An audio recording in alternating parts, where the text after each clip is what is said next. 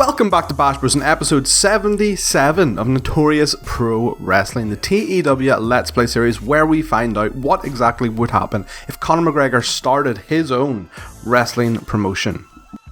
Oh yes, it is a Rev Pro episode.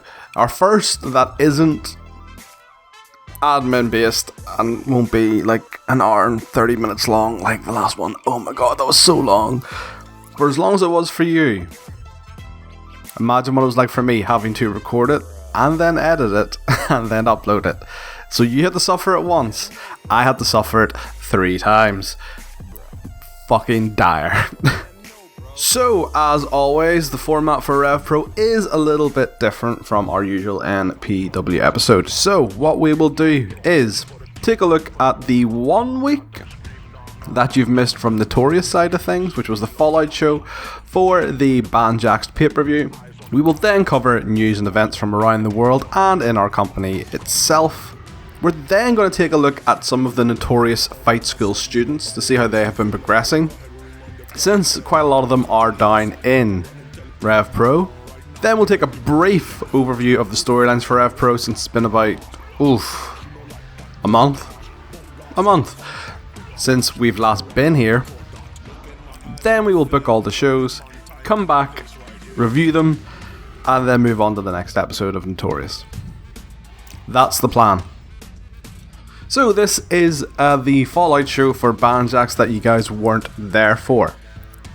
Started off with Jay Lethal coming out demanding a title shot since he beat Chris Hero at the pay-per-view, and Connor's like, you know what, yeah, I can't deny it, you do deserve a title shot. But then Penta comes out and lays that son of a bitch out. Dynasty and the NXT then got a win over Aussie Open and Kings of the North, and post-match, Kings of the North and Aussie Open got into a little bit of a shoving match due to the comments Aussie Open had made about Kings of the North in a previous promo.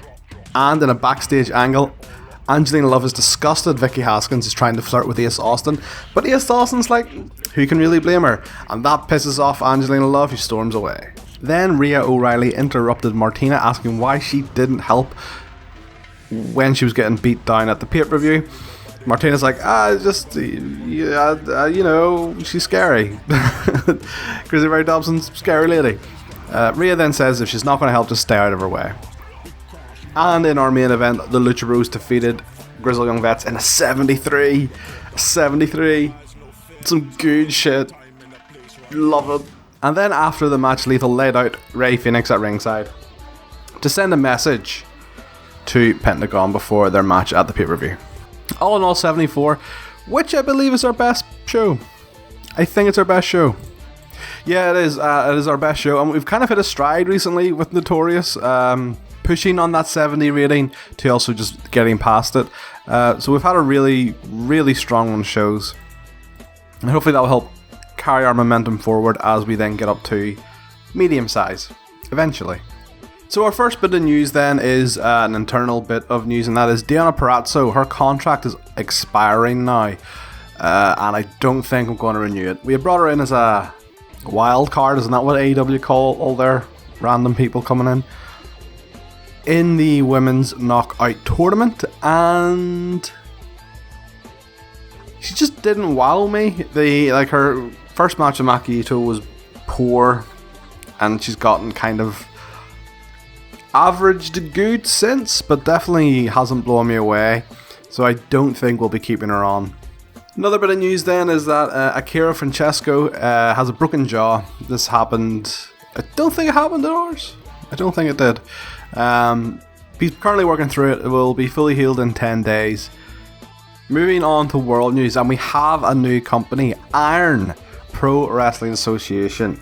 This was started up by David Marquez. Obviously doesn't have a job now that CWFH closed down, so he started his own promotion, Iron. It appears to be like a Southern wrestling kind of promotion.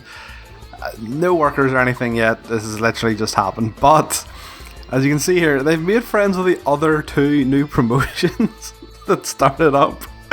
So, HWC Historical Wrestling Championships, and then SWC Sensational Wrestling Championships. Yeah, all buddies. It's so it's so random. I kind of love the fact that all these new wee companies are looking out for each other.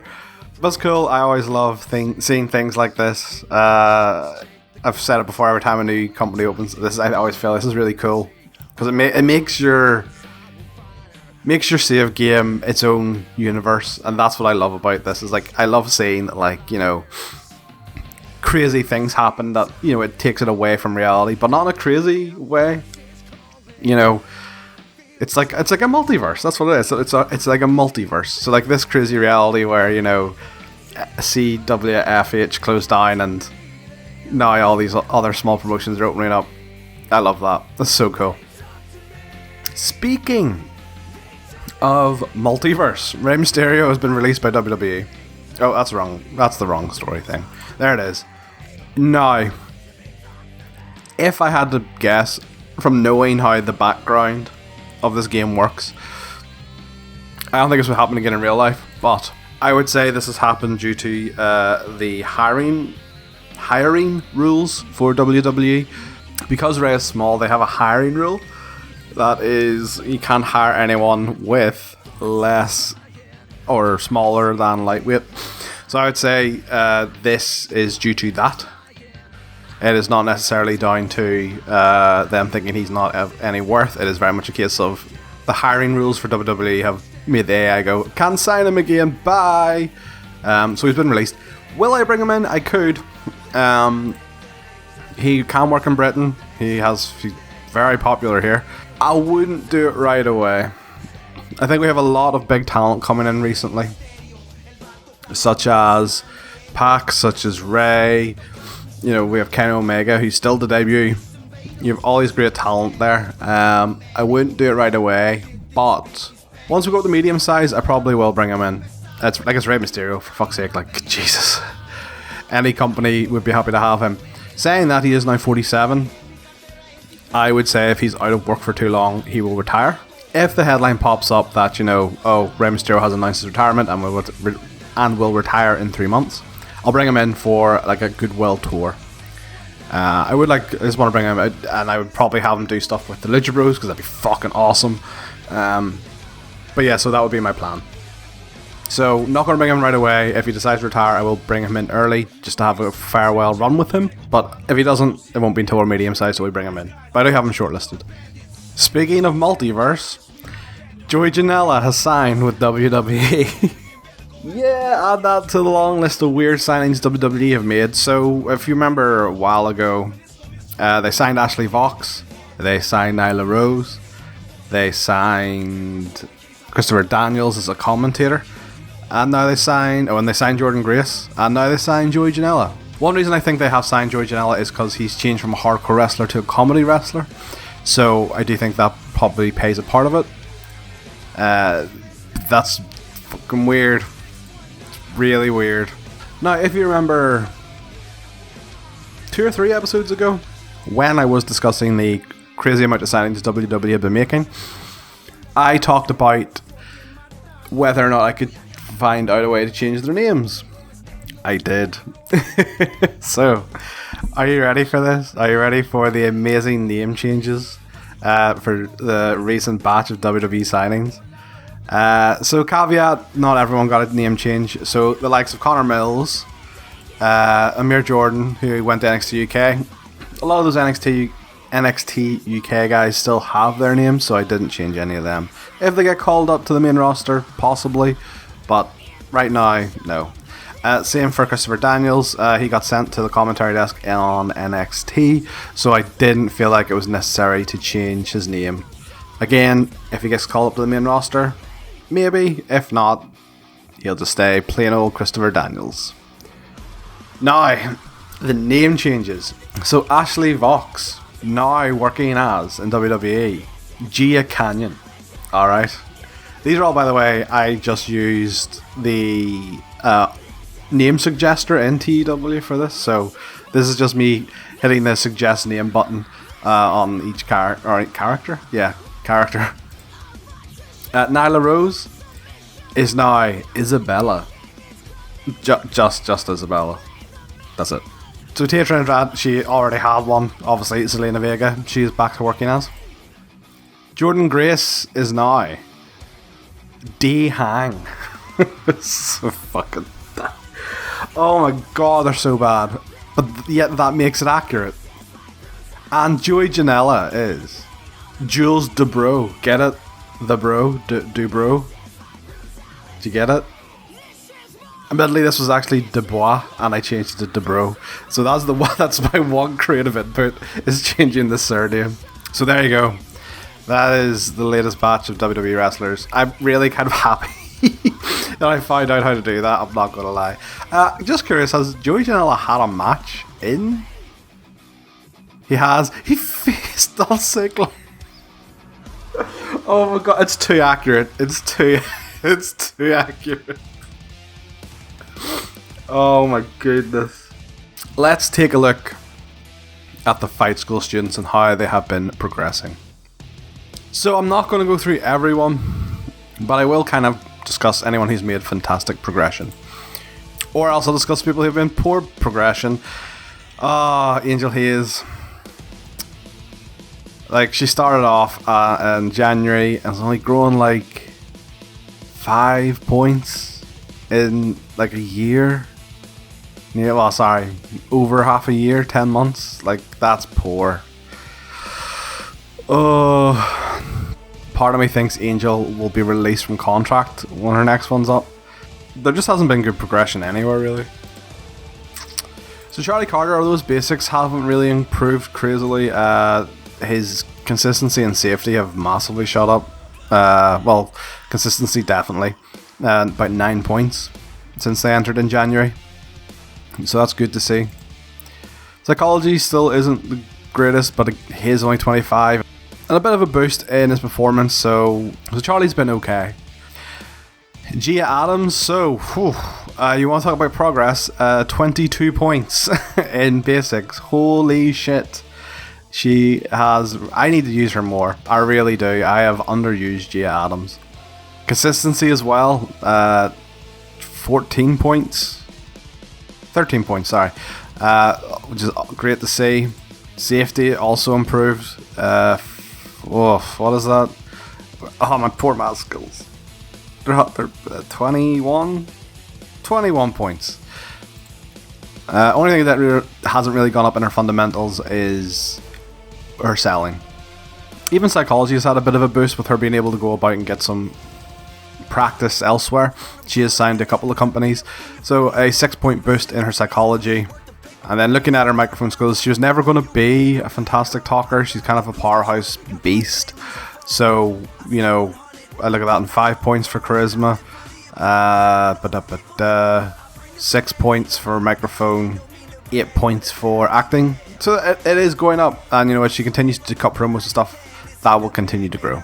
Now here's a boy worth talking about. 90 basics. His basics were good to begin with, and they have shot up like 90. That is, for a 20-year-old, that is crazy. That is absolutely amazeballs. Consistency is at 99. It literally, I don't think there is 100 in this game. I think 99 is as good as it can go. Safety also is crazy at 90. Stamina, amazing. Athleticism, amazing. He is flippy as fuck. I've only noticed now his charisma skill has actually boosted a wee bit, so they were never bad, they were above average, but you know, 61's getting up there. Microphone, still not great, but still a good boost of about 5 points there. Acting, a boost of 5 points as well. As him and Kid Lycos continue to be just a featured upper mid-card tag team, that will all continue to grow amazingly. Joe Nelson, by the time he is 30, could be one of the best workers in the game. The way that he is progressing, he easily could be. So the Billington, starting off with Mark, a great jump of 23 points for his basics. And a safety consistency as well. Massive leaps there. Psychology will come with time, but it has already jumped tremendously. 12 points. And charisma, that will hopefully go up with time a bit faster, but again, not bad. That is 7 points there for his charisma. Thomas is maybe the weaker of the two. if I had to pick a favourite, it would definitely be Mark. But saying that, 22 jump in basics, so he's up to 60 now, which is a massive leap. Consistency again, like it's a 10-point jump, 9-point jump. Safety, 11-point jump. And psychology as well, it's 12 points. Again, it started very low, but like that's a big jump. And Zia, let's talk about Zia. She was bad, she was good, she was bad again, then she was leaving, now she's staying. Zia Brookside, her basics are crazy. A jump since January of 12 points. Like, her fundamentals are fantastic. You can't fault that. It just doesn't seem to correlate across to her in-ring performance for some reason, and I don't know why. Psychology is not bad, and charisma, like, there's been progress there too with her having promo time with the Dynasty faction. 4 points there. Okay, so 2 points there. Not great. It's really not good. Acting, there's 4 points there. I just don't get why she's not better. I don't understand. Zia, I think, is going to be the perfect person to drop down the Rev Pro. I kind of made my decision what I was going to do with Dynasty, like what's going to happen. Although they're going to split up, Dynasty will remain as a faction. But, the tag team faction side of it will split. Almost like a Dynasty Civil Warfare. It'll be Davey Boy and Zia. And maybe Natalia. I'm still excited about Natalia. We'll split we'll be faces. You'll get Zia versus Tessa and Davey versus Joe. And then they'll keep the Dynasty name, the heels, and maybe recruit more people in. There's no harm in that. I'm sure there's a couple of first and second generation superstars out there that I could bring in for it. So we'll just have to see. Oh, man, Rev Pro episodes are long. They really are. So, storylines going forward then for Rev Pro. The Mark Haskins versus Carlos Romo versus the Notorious storyline is continuing. The reason we've come back for Rev Pro run this time is that we're going to have a heel turn with someone joining the Notorious, and then also the official naming of the Notorious faction too. So that'll all be happening in this run of shows. And this will also lead to, I was finally able to get a high-res picture of the brand spanking new Rev Pro title. So this will lead to the old one being set on fire. Just say that casually. And then the introduction of a new Rev Pro title. Aussie Open versus More Than Hype. So there will be a face turn in this too, with More Than Hype finally turning face. I just think they're a better face team. And then also the tag titles will change to Aussie Open, which I've said from the very start they're going to be double champs. So don't be surprised when that happens. Millie McKenzie versus B Priestley. This will ultimately end with Millie McKenzie winning the Rev Pro title and B getting called up to Notorious. I actually think I'll probably pull her and Jamie up at the same time and have Ode Tai versus Maki Ito and Riho. And then Michael Satomura is there too, obviously. I think that'll be a lot of slapping ass matches, like Ode Tai versus two to three fantastic Joshi wrestlers. Fuck yeah, give me that. Absolutely. I just think Bay Priestley's too good for Rev Pro at this point. And Millie, although she is good, just seems like the next natural women's champ. And I don't want to call everyone up right away, because when you call everyone up right away, you decimate your developmental territory. Tadros versus RKJ. This will wrap up this run of tapings. RKJ will face someone, I can't say who because it's part of the heel turn, that I mentioned earlier. He'll face that person for the Cruiserweight title. And to be honest, I then think once he drops that title, RKJ will be called up too. He's way too good. Well, maybe, I don't know. He'll be called up, or else he'll be pushed to from the Cruiserweight division to the Heavyweight division. Angel Hayes and Kanji versus Sanitarium. Wrap up soonish. I don't really know. I don't really have plans for this. It was just to give Kanji and Angel Hayes something to do. Vicky Haskins is going to become the manager for Sanitarium, probably. Like, they both got that. All three have that goth girl look thing going. It aesthetically it works. There's really not much else to talk about that. And then Sunshine Machine versus Northwest Strong. That will wrap up this run of shows, and then Northwest Strong will be the next challengers for Aussie Open. It just makes sense. Okay, so everything has been covered. We've covered news, what you've missed, storylines, and the Fight School students. Let's book the 4 shows of Notorious Pro Wrestling. Okay, and we are back after a run of 4 shows. Oh my god, it was so much. This is already sitting at an hour and a half. Oh. And this is why we don't do Rev Pro shows more regularly. Okay, so let's review Rev Pro. So episode number 5. We got a 55 here. It was an overall pretty solid outing. Start off with a backstage pre-show angle where Mark Haskins isn't happy about having the team with Carlos Romo, but to get a bit of payback on Nathan Cruz and Rob Lynch, he is willing to do so. Moving on to the main show then, Sanitarium, after winning a squash match, says the reason why they've targeted Angel and Kanji is to corrupt them because their mother demands so. Yes, I am just redoing the master angle that we did for Pentagon, alright? So this is going to lead to Vicky Haskins becoming the manager for Sanitarium due to the fact that she just doesn't add anything to Mark. Anytime you do a promo with Mark Haskins, he doesn't benefit from it. She doesn't add to any of his matches. So I feel like adding Vicky to Sanitarium at least might give us some benefits to it. Then Medusa Complex versus Ode Tai in a 55 rated match. It was good. It was good. I was hoping for better though, I'll not lie. But it did end up. But then we led to the post-match. So kind of in this match, Millie McKenzie would get the win after Charlie kind of set up for the pin. Charlie Evans set up for the pin, and this leads to a little bit of annoyance from Charlie Evans, but she ends up celebrating with Millie McKenzie anyway. And then a backstage promo from Nathan Cruz and Rob Lynch. They were humiliated by Conor McGregor when they were released from their contracts, being the first people released from Notorious Pro Wrestling contracts.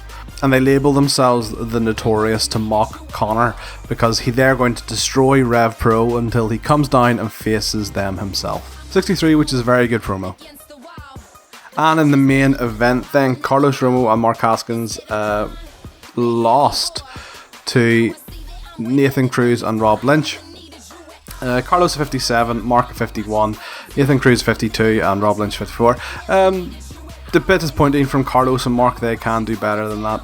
And with Nathan Cruz pinning Carlos Romo, he will get a future title shot. Moving on to episode 6 then.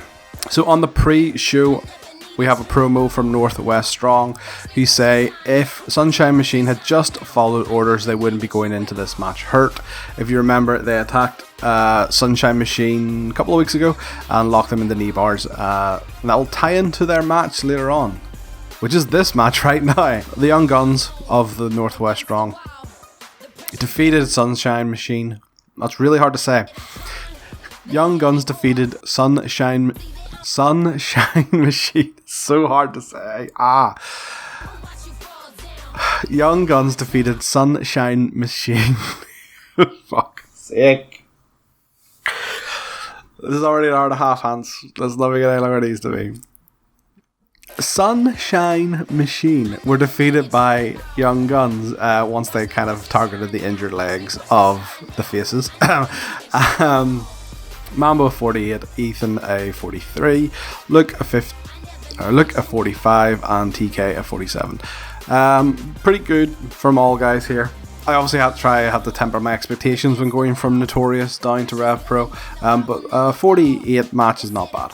Post-match then, agents had to help Sunshine Machine to the back. How did I get it that time before I butchered it like 4 times? And then a fatal 4-way match for a number 1 contendership to the Cruiserweight title. Tajiri defeated Daz Black, PJ Black and Senza Volto. Daz Black got a 44, PJ Black got a 60, which is great. Senza Volto got a 59, which is great from him. And Tajiri got a 42. And then post-match, Ricky Knight Jr. came back to brawl with Tajiri.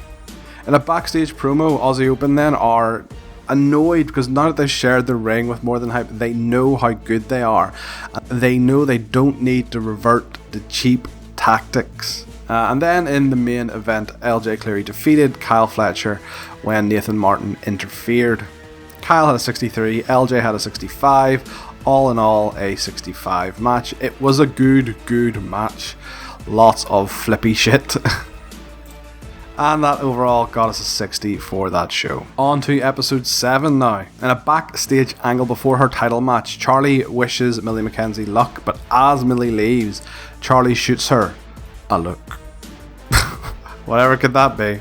Moving on to the main card then, after Kanji wins a squash match, Kanji and Angel challenge Sanitarium to a match. 36, I knew it was going to be bad. Neither of the girls are great talkers, but this is why they're down here, so they can have bad segments and hopefully improve on them. Oh shit, sorry, I forgot to say, so back here, oh my god, this is one of the issues with this, right? So back here, the reason why Nathan Cruz and Rob Lynch beat Carlos Roma and Mark Haskins was because Michael Oku interfered and turned heel, costing the face of the match. Fuck, I can't believe I forgot to say that, sorry. But yes, so this week then, 2 weeks later, he explains the reason why he hates Notorious Pro Wrestling is because Carlos Romo can just roll in and get a title shot and take his Rev Pro title. And that is why he joined the Notorious. And in our main event, B. Priestley defeated Millie McKenzie to retain the Rev Pro title when Charlie Evans came in and cost her friend the match. B had a 52 and Millie had a 56. Overall, 56 rated match. And finally, in episode 8 of Rev Pro Live, we open up with a promo. Aussie Open want one more title shot. If they lose, they will leave Rev Pro. I mean, they can go back to Notorious and just do their thing there, you know. I'm More Than Hype accept. In a backstage angle then as well, Ricky Knight Jr. thanks PJ Black for sticking up for him while out injured and promises to give him a title match after he beats Tajiri tonight. Speaking of which, Ricky Knight Jr. defeats Tajiri to retain the Cruiserweight Championship. Ricky had a 56 and Tadgers had a 42. All in all, a 53 rated match. Ricky is probably good to go up to the main roster. And in our main event, Aussie Open defeated More Than Hype to win the Rev Pro tag titles. It was a slapper of a match with Darren Kearney a 63, Kyle Fletcher a 67, Mark Davis a 69 and Nathan Martin a 57. Great from Darren, really overperformed. And Nathan Martin, although he was the weak link, definitely wasn't bad either. And post-match they shake hands and that turns More Than Hype face. 63 rated show overall. So in terms of news coming out of the block of tapings, there wasn't really anything. Braun Strowman in the Notorious universe will be staying with WWE. He hasn't left like in real life. But that is really it. As always, if you have enjoyed this, do leave a like on this episode and subscribe to the Bash Bros channel for more Notorious and other great shows. If you have any idea for bookings, factions, stables, feuds, call-ups or drop-downs, let me know and I will try to book them for you in Rev Pro or Notorious. And with all that being said, I will see you next time on Bash Bros.